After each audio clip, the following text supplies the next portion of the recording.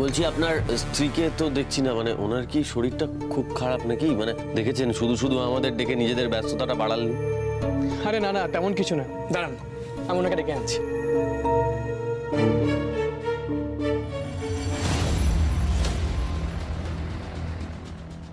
তুমি এখানে দাঁড়িয়ে চলো না। বাড়িতে এত লোকজন এসেছে, একবার তো দেখা করে যাও। আমি যাব না। চলো। আরে আলাপ করে দিই আমার স্ত্রী।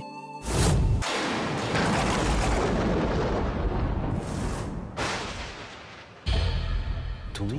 সোমরাজ, তোমরা কি একে অপরকে আগে থেকে চেনো?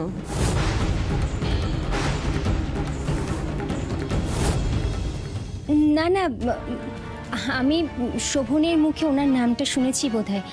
আপনি সোমরাজ বাবু আর আপনি তিতির, তাই তো? হ্যাঁ। আচ্ছা আপনারা দাঁড়িয়ে কেন? বসুন। এই তুমি বসো। হ্যাঁ প্লিজ আপনি বসুন, আপনার তো শরীরটাও ভালো নয়, আমরা এসে আপনাকে ব্যস্ত করে দিলাম। না না, ওই আর কি, আমি একটু স্ন্যাক্স নিয়ে আসছি। না না, এখন আর কিছু লাগবে না, আমরা চাটা খেয়েছি তো। আপনি প্লিজ একটু বসুন না, আমরা গল্প করি সবাই সবাই বসি।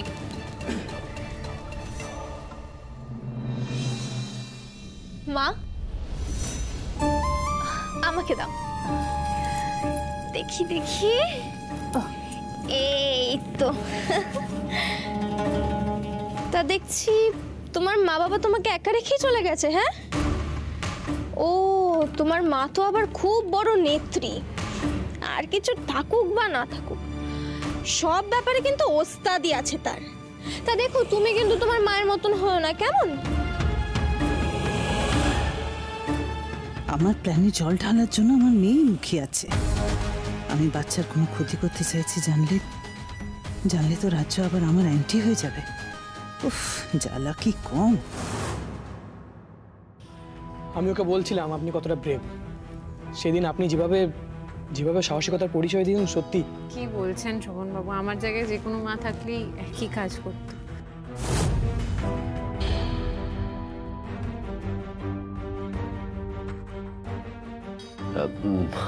বলছিলাম এবার আমরা উঠি তিতির, নাকি? এখন উঠে যাবেন কেন? আসলে মানে বাচ্চাটাকে বাড়িতে রেখে এসেছি তো, ঘুমোচ্ছে, আবার উঠে গেলে মায়ের জন্য কান্নাকাটি করবে, তাই না বলো? হ্যাঁ হ্যাঁ, ওনাদের আটকানো ঠিক হবে না। সোমরাজ বাবু আপনি হাতটা ধুয়ে নিন।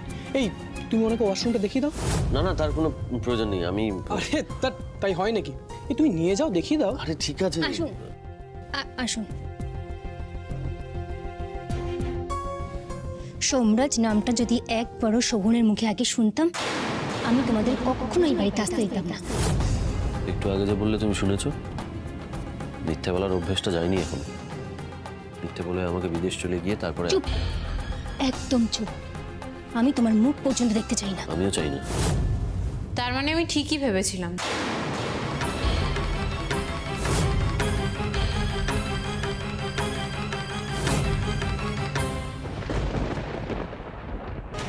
আচ্ছা মা শোনো না, বল। বেটা, তোমার নিজের শরীর এত খারাপ, তুমি বাচ্চা নিয়ে আদিক্ষেতা কেন করতে এসছো সোনা? মা বাচ্চার সাথে থাকলে ওর মনটাও ভালো থাকবে, আরো আনন্দেও থাকবে।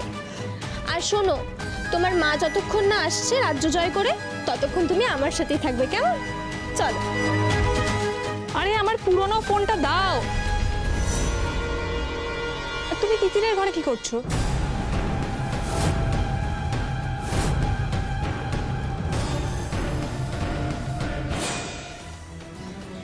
কি সোমরাজ, তাই তো? কি কি ঠিক ভেবেছিলেন? আর বলবেন না, সোমরাজ যেখানেই যাবে না প্রথমে ওয়াশরুমে বাইরে থেকে দেখে নেবে যে ওয়াশরুমটা ঠিকঠাক আছে কিনা, তারপর ওয়াশরুমে যাবে। এই নিয়ে যে কত লোকের বাড়িতে আমাকে অপ্রস্তুতে পড়তে হয়েছে। তোর হাত ধোয়া কি হয়েছে? গেছিলে? হয়ে গেছে। তাহলে চলো চলো বেরোই।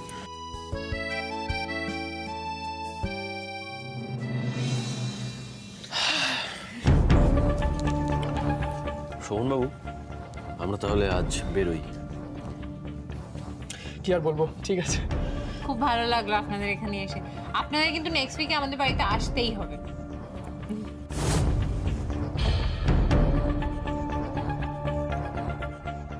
যেন কোনো দিন রিমঝিমের সঙ্গে আমার দেখা না হয়, সেটার ব্যবস্থাই করব। কোনো ফোন, কোনো কথা, কিচ্ছু না। ঠিক আছে, আসি তাহলে।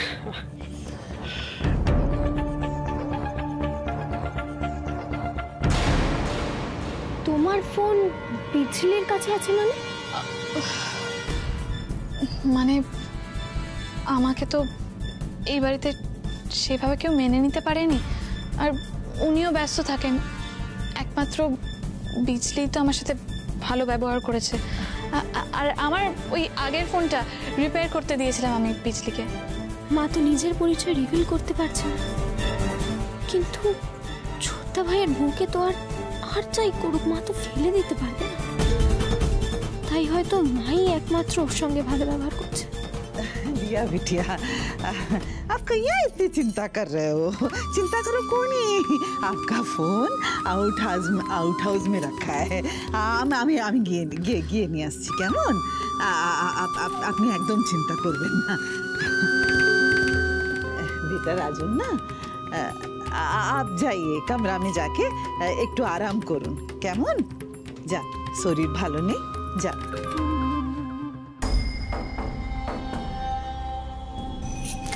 কি করছিলে কি তুমি? কি করছিলে ফোন নিয়ে? কি কাণ্ড! আমরা ধরা পড়ে যেতাম তো সবাই।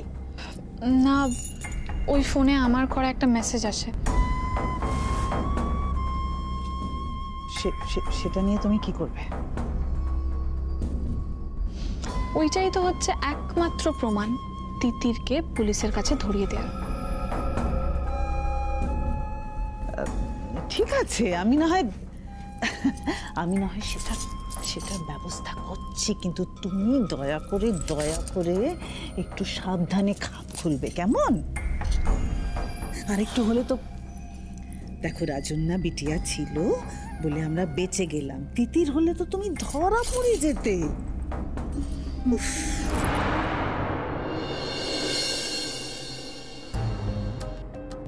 আজকে বেশ মজাই হলো বলো।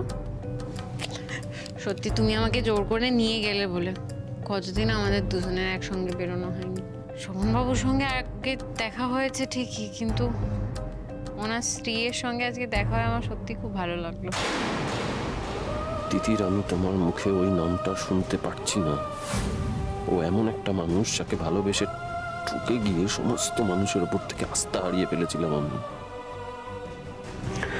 হ্যাঁ, বলছি ওর দুধটা নিয়ে এসে ওকে খাওয়াতে হবে। খাওয়ানো হয়ে গেছে, ওরা তো ঘুমিয়ে পড়েছে অলমোস্ট। আচ্ছা শোনো না, ওদের কোনো সন্তান নেই? জানি না। ইস, থাকলে বেশ আমার পুচকুটার একটা বন্ধু হতো। ছাড়ো না এসব কথা। দোয়েলের ব্যাপারটা ভাবো, দোয়েলের ব্যাপারটা মাথায় রাখতে হবে, ভুলে গেলে চলবে না। তুমি কিন্তু আবার একা একা কিছু করে ফেলো না। ভুলে যেও না যে আমি তোমার সঙ্গে আছি। না না, আমি ভেবেই রেখেছি আমি কালকে একবার মহামায়া ম্যাডামের সঙ্গে দেখা করব। দেখা করে ওর ব্যাপারে কি কি ক্লু আছে সেই সব কিছু নিয়ে ডিসকাস করব। কারণ দিদিকে তাড়াতাড়ি খুঁজে বের করতেই হবে, বিশ্বাস করো। দিদিকে খুঁজে না বের করলে ওরা দিদিকে মৃত বলেই ধরে নেবে।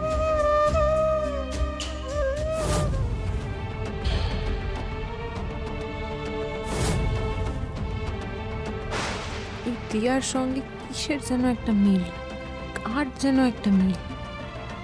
কেন যে বারবার মনে হয় আমার দিদি আমার হাত ধরলো। আচ্ছা, ওর সাথে কি দিদির কোনো মিল আছে? সত্যি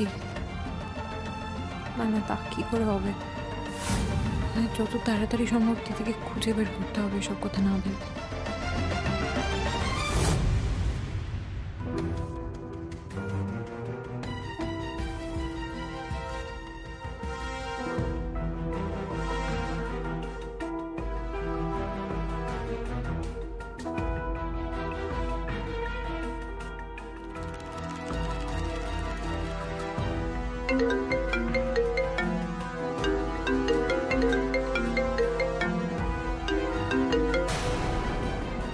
এত রাতে আননোন নাম্বার থেকে কে ফোন করছে?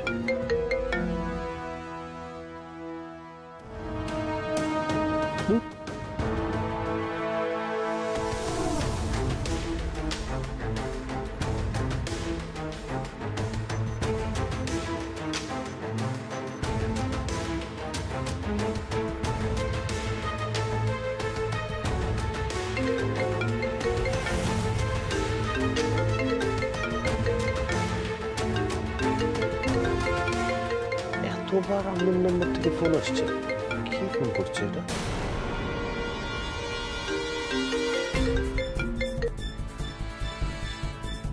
হ্যালো সোমরাজ, আমি তুমি তুমি এত রাতে কেন ফোন করেছো? কাঁদছো কেন তুমি? সোমরাজ, আমি খুব খারাপ আছি। শোভন আমাকে সাংঘাতিক টর্চার করে। শোভনকে দেখলে বোঝা যায় না, ও কিন্তু খুব খারাপ। আমাকে বাড়ি থেকে বেরোতে দেয় না সোমরাজ, আমাকে পুরো আটকে রেখেছে। আমি গৃহবন্দী। আমাকে তুমি বাঁচাও সোমরাজ, প্লিজ আমাকে তুমি বাঁচাও। কি তুমি এইসব কথা আমাকে কেন বলছো? কার সাথে এত রাত কথা বলছো? আমার বান্ধবী। বান্ধবী? হ্যাঁ। কে বান্ধবী দেখি? বললাম তো আমার বান্ধবী। আমি বিশ্বাস করি না, ফোনটা দাও দেখি। আমি রাখছি রে। ফোনটা দিতে বললাম তো। সোমদত্তা? সোমদত্তা কে? যার সাথে তোমার এত পিড়ি যে এত রাত্রেবেলা ড্রয়িং রুমে দাঁড়িয়ে অন্ধকারে তুমি ওর সাথে কথা বলছো? শোনো, আজ থেকে রাতের বেলা তুমি কারোর সাথে কথা বলবে না। আর এই ফোনটা এবার থেকে আমার কাছে থাকবে।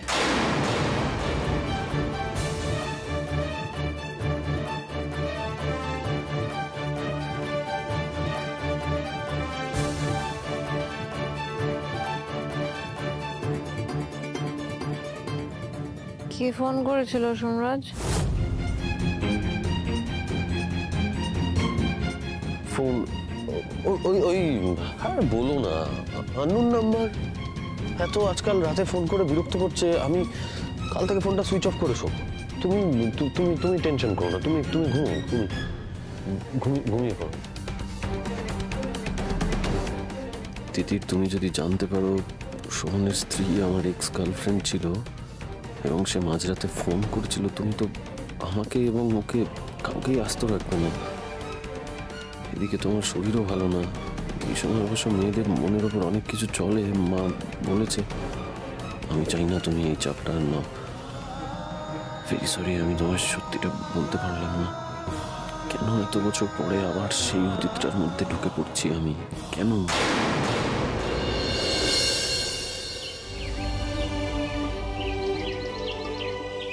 বলো অভি, ডাকলে তুমি আজকে আমাকে?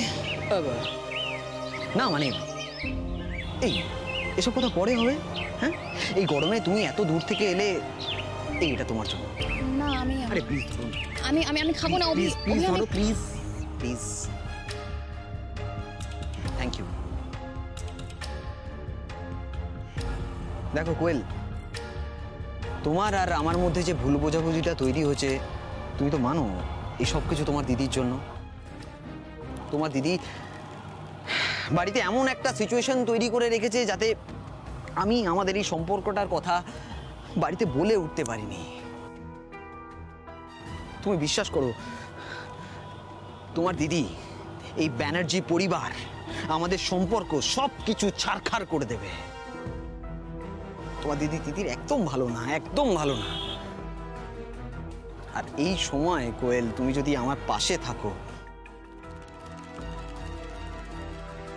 তোমার দিদির আসল মুখোশটা খুলতে যদি আমায় সাহায্য করো কোয়েল, তাহলে আমাদের সম্পর্কটা বেঁচে যাবে, আমাদের ভালোবাসাটা বেঁচে যাবে। কোয়েল, তুমি বলো, তুমি চাও না আমাদের ভালোবাসাটা বেঁচে থাকুক? কি হলো, চুপ করে থেকো না, বলো প্লিজ। তিতিরকে কোণঠাসা করতে পারলে ব্যবসা হাতানো, বাড়ি হাতানো তো কোনো বিষয়ই নয়।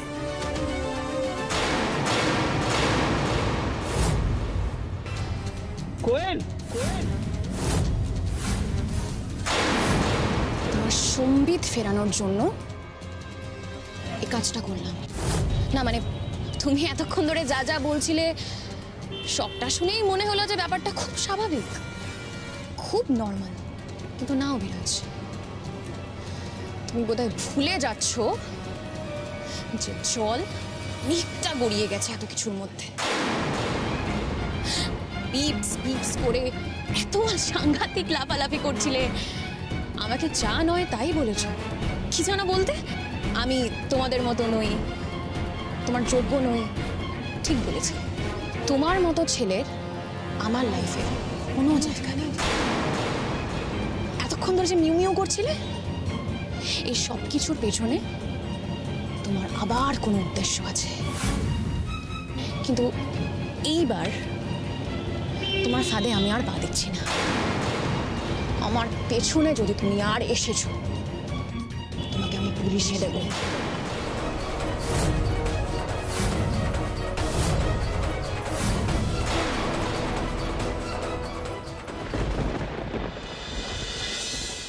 এইবার আমার নাতির ঘরে পুতি এসেছে, আমি পুজো দেব না?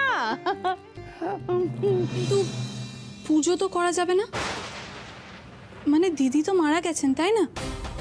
দিদি মানে আপনার দোয়েল বউ, আপনাদের তো অসুচ আছে, এখন তো পুজো করা যায় না। তুমি আবার কেন কথা বলছো দিয়া? তোমাকে এত সাহস কে দিয়েছে? কেন কথা বলবো না বলো তো?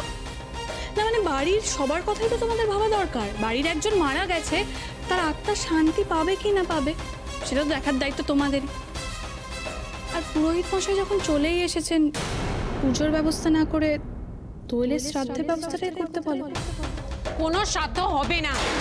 আমার দিদি বেঁচে আছে, কোনো জীবিত মানুষের শ্রাদ্ধ হয় না। বেঁচে আছে কতবার বলতে হবে এটা আমাকে? এই চুপ করো তো, চুপ করো। কি সব বাজে বাজে কথা বলা আরম্ভ করেছো? হ্যাঁ, কি আরম্ভ করেছো? দেখছো আমি ঠাকুর মশাইয়ের সঙ্গে কথা বলছি। আশ্চর্য। ঠাকুর মশাই, আমি বলি কি আজকে আপনি আসুন, কেমন? আমি আপনার সঙ্গে ফোনে কথা বলে নেব। হ্যাঁ, ঠিক আছে? হ্যাঁ, আসুন।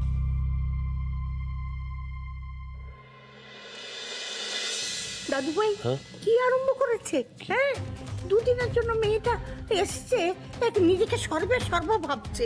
কি সব বলছে যে আমার দোয়েল বউয়ের শ্রাদ্ধ শান্তির কাজ করতে হবে, করতে হবে।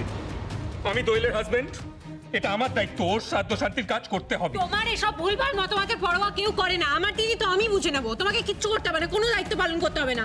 আমার দিদি বেঁচে আছে, এই কথাটা আমি আর বারবার বলতে পারছি না। পরোয়া করতে হবে, এই বাড়ির লোকজনকে এখন পরোয়া করতে হবে। আমার স্ত্রী বেঁচে নেই, তার শ্রাদ্ধ শান্তির কাজ করতে হবে। আরে কি বলে চলেছিস জয়? তুই কি বলে কি বলে চলেছিস? বারবার এক কথা কেন বলছিস? না, বলতে হবে, করতে হবে। টিভিতে বাঁচাও তুমি। দিদি আমি বলছি, শোনো, তুমি এই সময় এত উত্তেজিত হও না প্লিজ। তুমি একটু শান্ত। না না, আমি শান্ত হতে পারছি না। আমি এই কথাগুলো আর শুনতে পাচ্ছি না। আমার দিদি বেঁচে আছে, জীবিত মানুষের শ্রাদ্ধ কোনোদিন হয় না। আমি আমার দিদিকে এক্ষুনি খুঁজে বার করবো, কারণ না হলে তো এই কথাগুলো চলতেই থাকবে না। আমার দিদি বেঁচে আছে, আমি খুঁজে বার করবো, আমি যাবো। দোয়েল ব্যানার্জিকে খুন করার চার্জে তিতির বসুকে আমরা অ্যারেস্ট করতে এসেছি।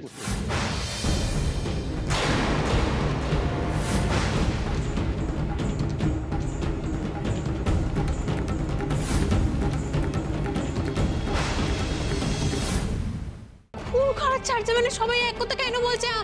আমি আমার দিদিকে খুন করিনি, আর আমার দিদি বেঁচে আছে। কি কথা কেন? আমাকে যেতে দিন, আমি খুঁজে বের করবো। দাঁড়ান, আপনি এখন কোথাও যেতে পারবেন। আপনার নামে অ্যালিগেশন আছে, আপনি আপনার দিদিকে খুন করেছেন। অ্যালিগেশন মানে এসব কি বলছেন আপনি? মানে কিসের? আপনাকে কে রিপোর্ট করেছে? আমি কমপ্লেন করেছি। এটা বুঝতে এতক্ষণ সময় লাগছে? অফিসার, এ তিতির বসু আমার প্রাক্তন স্ত্রী দোয়েলকে খুন করেছে। এক্ষুনি অ্যারেস্ট করুন, আর এমন শাস্তি দিন এরকম কোল্ড ব্লাডেড ক্রাইম করার কেউ যেন সাহস না পায়। অ্যারেস্ট। জয় তুই কিন্তু ভুলে যাচ্ছিস, তিতির এ কাজ করতে পারে না, এটা তুইও খুব ভালো করে জানিস। দিনের পর দিন আমি ব্রেন ওয়াশ করেছি এই তিতির, আর আমার বাবাকে ব্রেন ওয়াশ করছে এই মিতা ব্যানার্জি। আমার বিশ্বাস হয় না, তোমাদেরও বিশ্বাস হয় না। কাউকে বিশ্বাস করতে পারি না ঠাম্মি, কিচ্ছু বিশ্বাস করতে পারি না। কত দাদা ভাইও এই ষড়যন্ত্রে।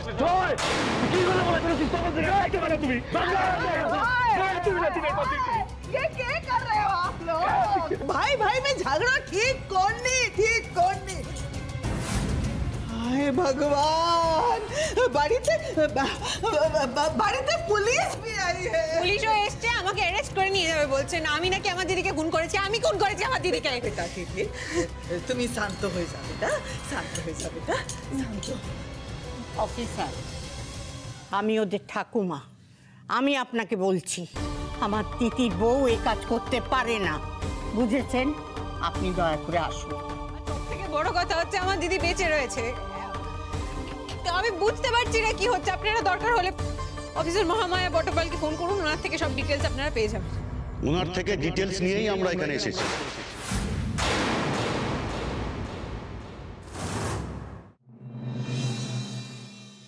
এক্স্যাক্টলি, ইন্সপেক্টর বটব্যালি তো আমাকে জানিয়েছে যে দোয়েল মৃত, আর সেটা তিতির খুব আগে থেকে জানতো। সেটাকে চেপে রেখেছিল কেন? জিজ্ঞেস করেছো? জিজ্ঞেস করো কেন চেপে রেখেছিল, কেন মিথ্যে বলেছিল? কারণ ও খুন করতে চেয়েছিল, সেই জন্য। সেটা কোনোদিন জিজ্ঞেস করতে চেয়েছো?